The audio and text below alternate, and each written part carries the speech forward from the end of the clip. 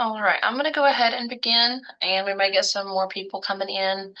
But first of all, hi everybody. Thank you so much for being here today.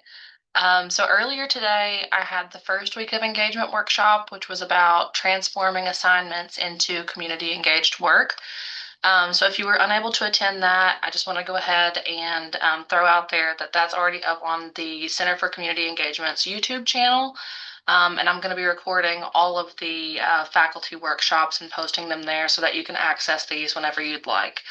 But with that being said, now I want to shift the conversation specifically to reflection because that is the part that makes service learning actually work. So without reflection, it's just general volunteerism. With reflection, it becomes service learning. So the next thing I'm going to do is in our chat, I'm going to drop a resource for you all. Let me see here. So I am sending a reflection facilitation document. I'm going to be referencing this throughout the presentation. So if you want to pull that up and just take a look-see at what's in there, that's most of what we're going to be talking about today because I wanted to give you all something tangible that you could leave with and actually use for your classrooms.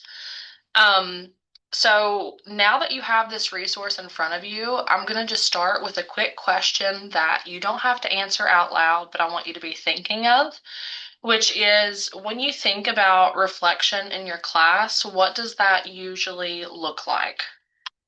So, from personal experience, it's been a while since I've been in the classroom, but I have had the experience of teaching here for a little while.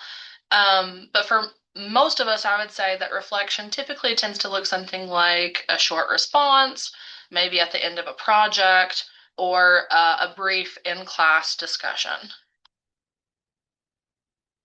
But that is kind of where we run into the challenge, right? So most reflection, I would say, typically stays at the level of what did you do and how did you feel about that? And those aren't necessarily bad questions, but it's just that they're not really enough. Because what students often do, they love to just summarize, right? They like to report back what it is that they've done. They tell you what happened, but they don't necessarily make meaning of it off the bat. And so I try to underscore here, and I try to tell my students, like, description is not analysis, right? So what we actually want is to move students from description into analysis, experience into learning, and doing into understanding. But that shift doesn't happen automatically. Like we have to structure and design our courses to implement that. So with that in mind, I want to share this framework. So there are some scholars that work within the field of community engagement and service learning, Collier and Williams, and they have these 4 C's of reflection, which I'm just going to kind of go over with you all now. So the first one I want to go over here is this challenging one. So I would say that effective reflection is when we ask our students to push beyond their first reaction to something and really think critically about what it is that they're engaging with, right? We want to make sure that they are pushing themselves out of their comfort zones and making new connections and thinking in ways that they haven't really had a chance to before. The next one is going to be continuous. So this is a big one. I would say maybe this might be the biggest out of all of these, in my opinion, just because reflection should really happen before, during, and after a service experience.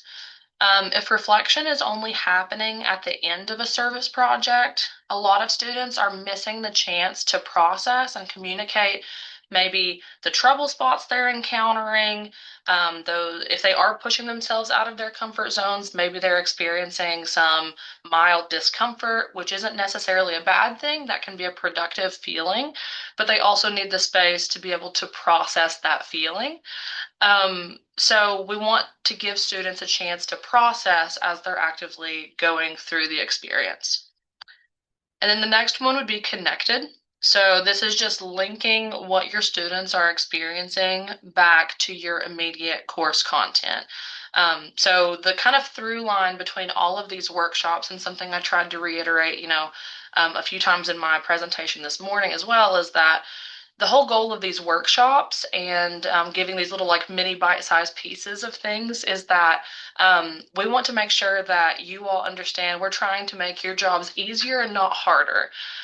We don't want a complete course overhaul. If you are someone who is interested in incorporating service into your classroom, that can be a small but meaningful addition to your class. It doesn't have to be like a complete redo or an overhaul. We just want to start with maybe one assignment or adding one reflection activity so that everybody kind of like gets this new experience, but it doesn't feel as overwhelming.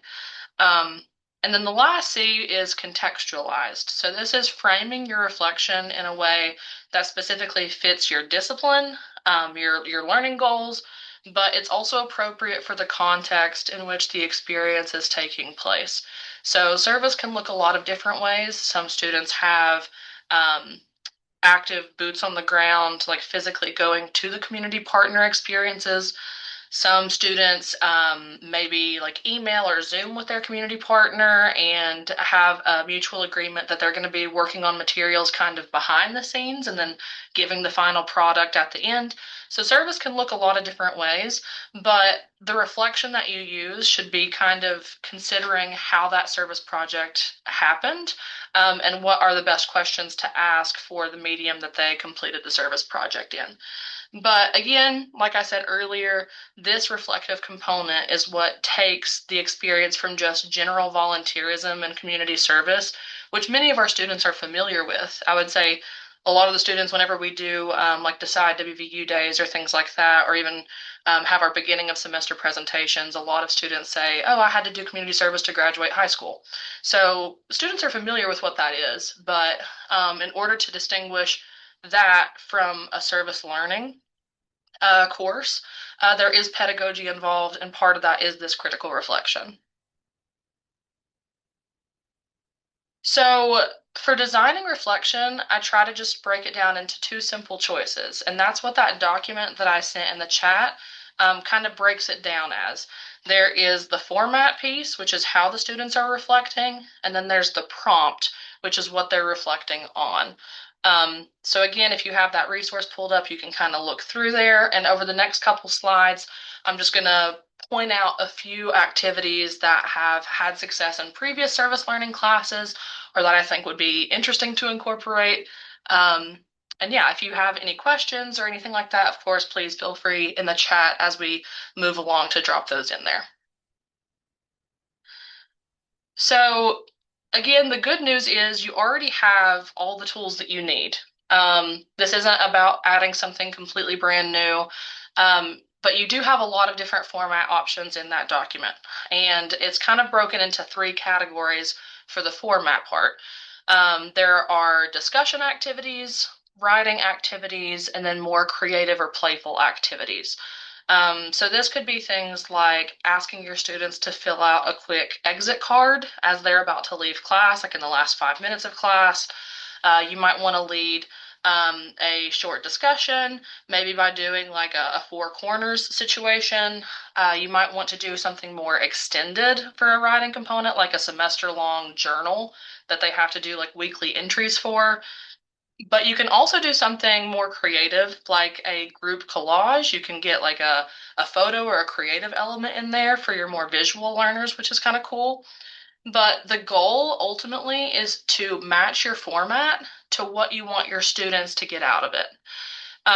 So if you are looking for your students to get deeper thinking, writing tends to work well. If you want them to gain multiple perspectives from their fellow peers, or even community partners can be invited into class discussions as well, then yeah, discussion is great. Or even if like with engagement, I was just thinking, it's 2:30. I appreciate everybody being here, but I was thinking about whenever I taught English 101 and 102, Those 2 p.m. classes are kind of difficult because everybody is like kind of in their lunch slump. And so, you've got people that are like, oh, I just want to go home already, whatever. So if you're facing that with your students where like they're nodding off or you're just kind of like the energy is low and you want them to get up and move around to try and pick up that pace, then doing a creative activity might work really well. But the next part of that puzzle is going to be these prompts, right? So I'm going to slow down a little bit here and actually read these off because these are some questions that some of these I pulled directly from the document. Some I kind of like thought up, but just to kind of demonstrate the types of questions that could lead to pretty productive conversations during class. So some examples of some strong prompts you might want to use for a reflection activity would be, what communities are you a member of, and how might this inform your relationship to service? This could be really, really good considering, if you are having your students do more local community service projects, if you're working with people here in town, something I always try to tell students at the beginning of the semester whenever I do the service learning presentations is many of you all may not be from Morgantown. You may not be natives to this city or to this area, but we always want to make sure that we're leaving the place that we entered better than we left it or better than we found it. So that's one example. Uh, you could also ask, what have been the best and worst parts of the project? What does this tell you about yourself and or the site that you're working with? This is just a really good kind of troubleshooting question. I love gathering that kind of data. It's very helpful for you as their, teacher who's, grading them based on the experience that they're doing, but also it's very helpful for me and my team as well, because sometimes life just happens and we have to be flexible. Like one example would be last semester, whenever we were dealing with government shutdown issues, we had two organizations that were working with the class that were federal organizations. And because of the shutdown, they became less responsive and they just didn't really have the capacity to be able to work with the group in the way that they had initially planned to. And so it was nothing on the fault of the community partner, but also it does impact and affect the students and their performance. And that was a huge issue for that group because then they had to pivot midway through the semester. So that's a really, really good data collection kind of question. And then finally, we have, how was your definition of service changed since starting this project? I think a really good intro question is just defining up front, if you're thinking about reflection at the beginning of a semester, to ask students, what do you know about service? Because that answer can greatly vary. Um, but all of these prompts are effective because these are pushing students to examine their assumptions and challenge those assumptions. They're connecting theory to practice. And they're also pushing students to interpret things and not just report on things. So I have two kind of examples here that I've dreamed up. These are two actual service learning classes that we routinely work with. One's a fall course, one's a spring course. But just to kind of like give you some ideas of what this may look like for your class. So for a leadership studies class, maybe you want to do an exit card, which is collecting like a note card reflection at the beginning or the end of the class. And the prompt for that could be something like, describe one person that you met during your project. I guess it would be better at the end of the semester in that case. What are your attitudes about the project? And where might those attitudes be coming from? Just to kind of get like a general vibe check from your students, seeing where everybody's mind's at. The other one, I think like in this case, you would want to think about the prompt first. So asking your students, what's a skill that you used during your service experience that you didn't really think that you'd need, but ended up being useful? And so if you ask that question, you could do this format of clusters, which is where you have students like blurt out words or phrases during class, and then you write them down on the whiteboard. And then once you have kind of like this huge collection of thoughts and these words, then you can ask them to like write a short response about how all of those skills are connected. Um, so that's just, these are a couple ideas, but I wanted to kind of frame it in the context of what this would look like in a class and not just in that big document that I gave you. So, um, yeah. And then the next thing I just want to emphasize here is that a piece that often gets overlooked in this process is the facilitation part. So it's not just about asking the right questions in your class, it's also about what you're doing with it. And that means giving students time to think. Even a few seconds matters. You also, it's helpful to set expectations for depth of responses. That's why in that packet, there are activities that, if you're looking for something just really, really quick, like the exit card, for example, that should only take a couple minutes. But if you're wanting your students to do a weekly journal, that's going to require a lot more time and energy and effort. And both are very effective activities. It's just a matter of what your goal is. But setting that expectation up front as to, the time commitment or how much you really want your students to like be polishing what they're producing as well. As someone who taught intro English courses before, I know a lot of students, if I had them do a free write in class, they would always panic about like, well, my thoughts aren't fully coherent yet. And I'm like, that's okay. I just need to know like general ideas. Like it doesn't have to be super polished. It can be rough. But yeah, set that expectation up front. And then also normalizing that it's okay not to have a perfect answer just in general. It's okay to have complicated feelings about your service experience, especially if you do encounter trouble spots like the government shutdown example I gave earlier. That's not a fault of the student or the community partner necessarily, or you or the CCE. It's just, again, like sometimes things happen that are beyond our control and we just have to pivot. And then finally, of course, make sure that whatever questions you're asking, like you connect it back to your course concepts, which is what you all are the experts in anyways. So, as you plan your future classes, I would encourage you to remember like you don't need to redesign your entire course to do this well. You can start really small. Just try one new prompt or use one format more intentionally.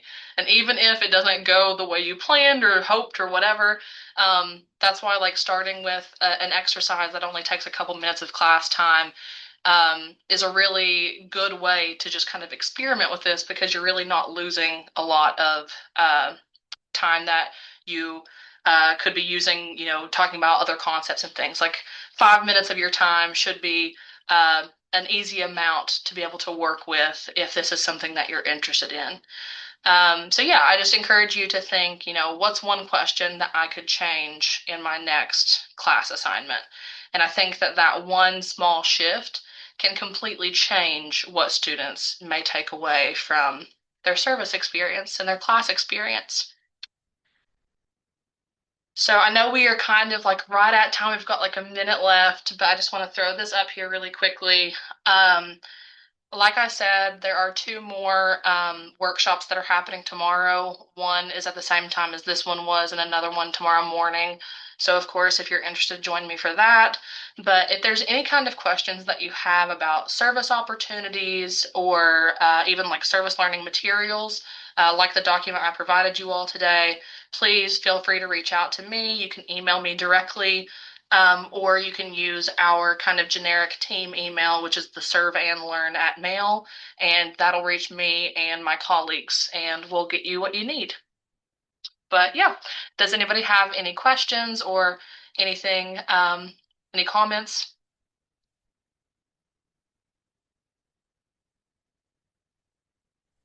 I just easy question, I think. I joined late and so I missed when you put the resource in the chat. Could you possibly do that again? This Absolutely. is really helpful. Thank you. Yeah, you're welcome.